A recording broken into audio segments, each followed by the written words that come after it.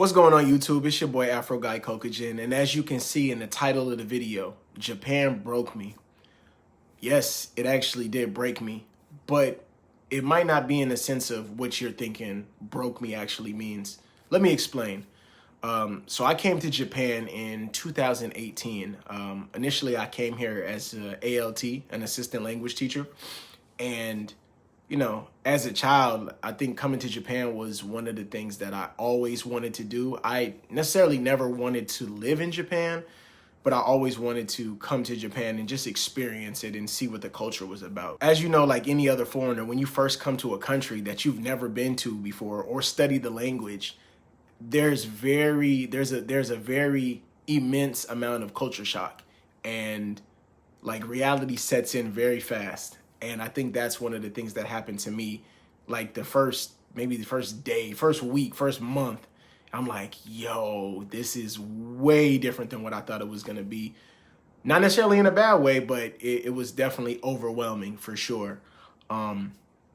So now fast forward to me being in Japan for 8 years, there's so many things that I've, come to learn and understand about Japanese culture, Japanese people, just Japan in general.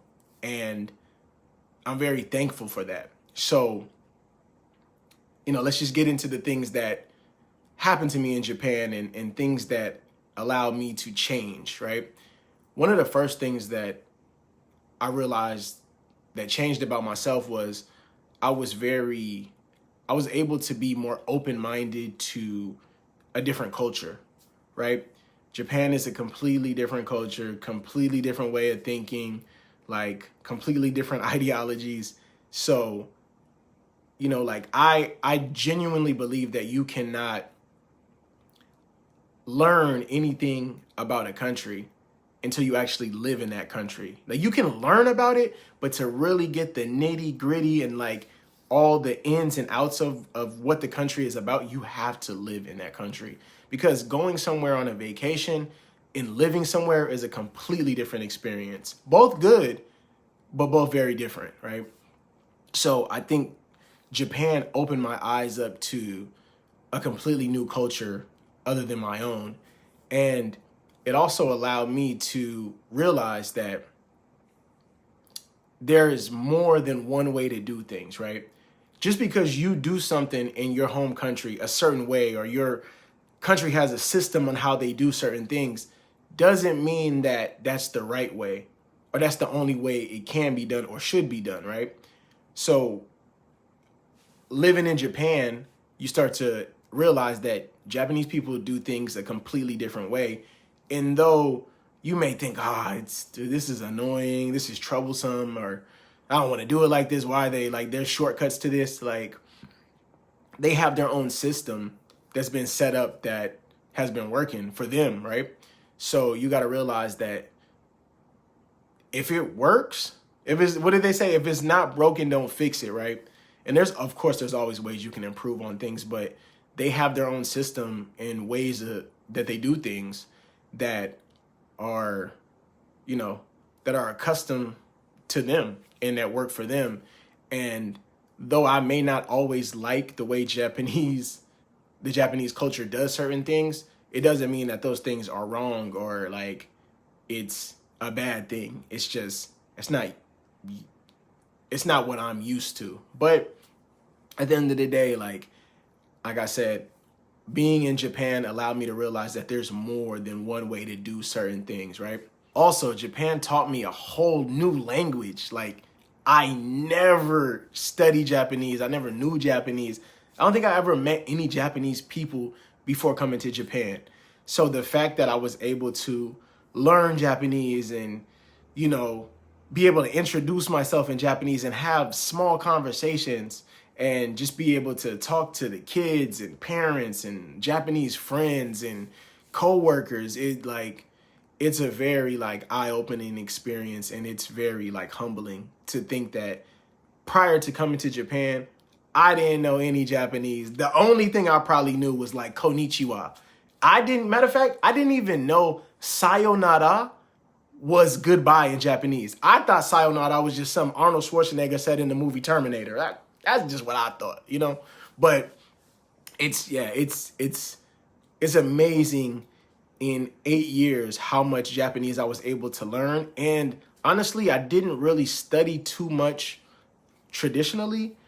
I really picked up a lot of it from, like watching YouTube or, like I did take some Japanese classes, but they weren't like the traditional textbook class. It's more like conversation and like just speaking, as opposed to like writing, which you do need to write, but I didn't take the traditional class. I really wanted to focus on speaking because believe it or not, you can learn Japanese without like learning to write, but you do need to write. Don't get it twisted. You need to know kanji and how to write your name and how to write, katakana, hiragana, furigana, all that stuff, right?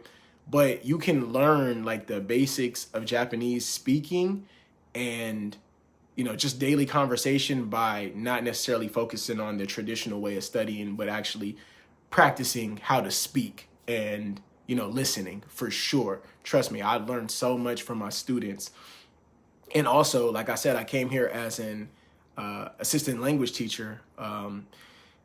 And like, you would be surprised how much you learn from the kids, man. Like, you learn so much from just Japanese kids. Like, everything around you is in Japanese. Like, speaking, signs, words, things are written in Japanese. So if you're like a sponge like me, like you just absorb so much. I used to like, what I would do is like, I would have like school lunch with the kids and they would say like, the little kids would say a certain word and I'd be like, what are they saying, right? So what I would do is like, I started bringing a notebook and I would like write down a certain word what I thought it sounded like. And then I would go home later and look it up and be like, oh, that's what they said. Okay. So I learned a lot like that. And actually I think I got my notebook right here. I got a notebook right here. This is all like just Japanese phrases, like basic phrases, how to ask questions, just like the normal daily conversations that you might have. Like, where's the train station? What time is it? Like, I wrote all that stuff down in here, like everything. It's probably like over like 350 phrases that I wrote down in here. So that helped me a lot with being able to learn Japanese too. So yeah, man. Also, another thing that changed me from being in Japan was patience. You know what I mean? Like, you have to be patient, especially working with little kids. Like, patience is a virtue. Like, it's probably one of the most important things because you're going to have days and times where you want to freaking literally pull your hair out because the kids are just so, you know how kids are, man. They can be a lot. They can be a lot. But I think if you're able to overcome that and you can remain patient, and even in the most difficult situations, you start to realize that you have more control over things than you think you do. And it actually allows you to make more calculated decisions, in stressful and difficult situations and just overall in life. It just doesn't, correlate to like the classroom, but it actually goes beyond that and into the real world when you're doing certain things. And, you know that time is of the essence, but you have to be patient. Like, patience is everything. So Japan definitely taught me patience. Another thing, I feel like Japan made me a nicer person. Like, I was already a nice person, but I feel like just the Japanese, like the culture and the society and people are very mindful of other people. And in Japan, people tend to be very polite, even if it's not always genuine. Like, on the surface level, for face value, people are very polite. And you start to realize like the customer service here is top notch, bro. Like, that's one thing I can like tip my hat to Japan about. Like, customer service here is always really good. Like, people will go above and beyond to like help you out in certain situations. Like, as in like for example, like I've been lost before and had people like literally walk with me like a freaking mile to show me where to go. Or it's just like they'll freaking write things down. Oh, here, go here and turn left here, and like give you a map and stuff. And I'm like, yo, in America, bro, man, go straight, turn right. And that's one thing I got to say about America, man. America, we got to do better because our customer service is fucking trash, bro. Like, Americans, bro, I love America, dude, but Like, I think all Americans need to come to Japan. The good Americans come to Japan, absorb the culture, go back to America, and you'll be a better person. I definitely feel like being in Japan has made me a nicer person and more polite and more mindful of things and life. Like, it's just, dude, I think every single person in the world needs to get an experience of living outside of the country, aside from what we're used to in America. Because in America, I feel like we're spoiled little bitches, man. Like, we're so entitled to like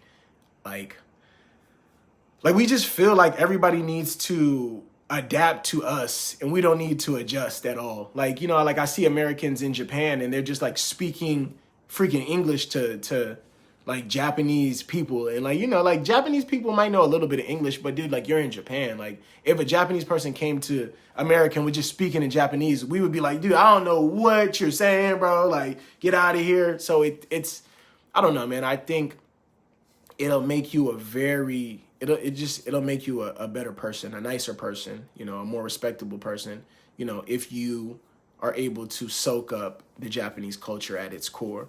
Definitely will make you a better person. And another thing, I feel like Japan, and I feel like this is the most important thing to me, it taught me that your dreams are achievable. Your dreams are possible. If you believe in something, like I believed in as a kid, you know, I always wanted to come to Japan. I was always inspired and intrigued by Japanese culture and just video games and anime and Japanese food and samurais and just all that, like the architecture of the houses. I was always intrigued by all that stuff. And I feel like I always wanted to come to Japan and I never knew how it was going to happen. I never planned on living here. I probably thought I would just visit, you know, for like a week or something, one of these days in my life. But it actually, you know, it allowed me, being in Japan allowed me to realize that achieving dreams are very possible. Like anything that you want to do in life is possible. Like a kid with a dream can make that dream come true. It's all about the effort and the work that you put in towards that goal. So, and I think like being in Japan now, after 8 years, it's like, you know, I feel accomplished. I feel like I was successful. Like I know some people are probably watching this video right now and dream of just coming to Japan or dream of living in Japan, but they might not know how to do that. And I'll say this, man, where there's a will, there's a way. If you want to do something, man, you'll figure out the answers, man. All the answers are right in front of you. You just got to figure them out and you got to find them. So I think that's probably the most important thing, man. Japan taught me that you can do anything that you want to do. And so let me go back to what I was saying at the beginning. So when I say Japan broke me, it didn't break me in a sense of a negative way, right? And I feel like life is all about perspective. Is you can look at things negative or you can look at things positive. But I feel like Japan broke me out of my previous shell, out of the previous person that I was, right? And it molded me and shaped me into a better person. So that's what I mean by Japan broke me. It broke me and made me a better person. Broke me out of my, you know, my previous habits, my previous routines, my previous way of thinking, and it opened me up to a broader and more expansive way of living and way of thinking and way of understanding. And I think that's the most humbling flex and blessing that I can say about Japan. So, yeah, man, like, yeah. Listen, man, thank y'all so much for watching. I appreciate everybody that's subscribed to the channel, that's been following me these past, I've been on YouTube for about like 6 years. So these past 6 years since 2020, thank you for subscribing, liking, watching my videos. And if you guys have any questions or you want me to make a video about any specific topics, just let me know. I'm here for y'all, man. Your boy, Afro Gaijin. I'll see y'all in the next video. Peace.